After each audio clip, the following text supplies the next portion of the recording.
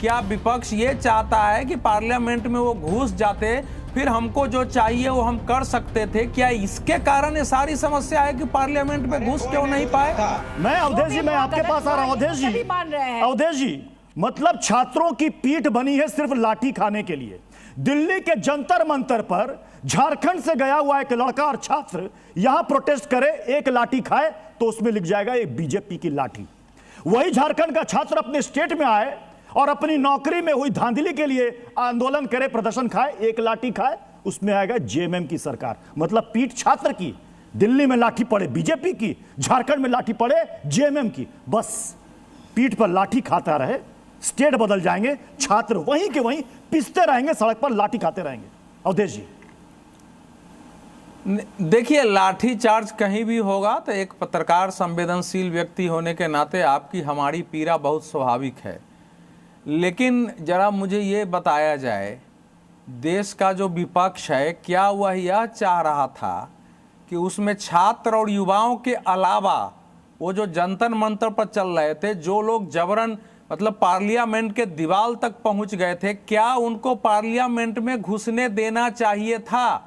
क्या विपक्ष ये चाहता है कि पार्लियामेंट में वो घुस जाते, फिर हमको जो चाहिए वो हम कर सकते थे? क्या इसके कारण ये सारी समस्या है कि पार्लियामेंट में घुस क्यों नहीं पाए?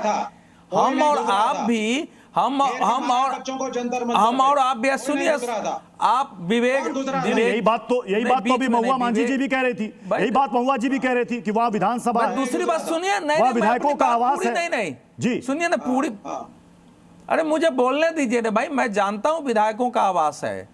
झारखंड में भी जो जिस ढंग से सत्याग्रह था, वो अंतिम समय में जाकर के वो जरूर थोड़ा उच्छृंखल हुआ है और स्थिति बनी है वहां, जो नहीं होनी चाहिए थी वहां। लेकिन अभी तक वहां उस प्रकार के नारे, उस प्रकार के एलिमेंट्स, उस प्रकार की बातें नहीं सुनी गई जो कि जंतर मंतर पर सुनी गई।